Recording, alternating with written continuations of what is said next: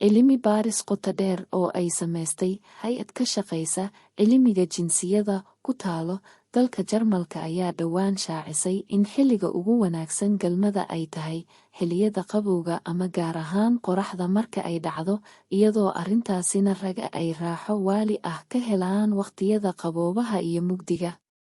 Daraasadda ayaa sidoo kale lagu tilmaamay in raga 70% ay necab yihiin galmada xilliyada kulaylaha, waxayna daraasadda haweenka caalamka kula dardaarantay in ay yareeyaan dalabka ragooda xilliga uu jiro kulaylaha.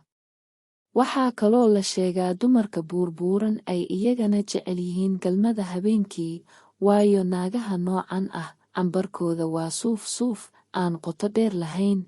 Marka ninka geliyo guskiisa, isla markii way dareemaysaa inuu meel fog gaaray, gaar ahaan marka aad ku riixdo, durbadiiba way boodaysaa, laakiin haddii aad seexiso waa caadi.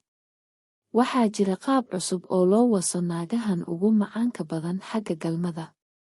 Waxaa laysku raacay in naagaha kuwa buuran oo jirka raaxada leh ayaa ka helo romaantiga badan, shumiska iyo istiinka dhunkashada.